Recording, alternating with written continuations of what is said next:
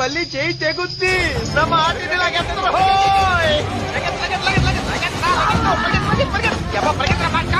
కోసే కత్తి కొనలు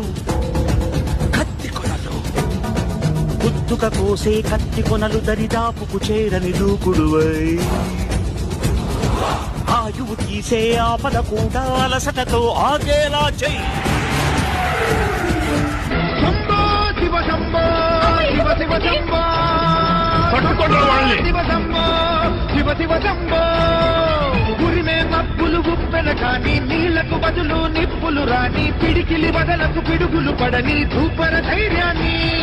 నరాలు తగిపడి నెత్తురు రాని నరమేధాలే జరిగిన గాని స్నేహం కోసం ప్రాణం కోని చెయ్యర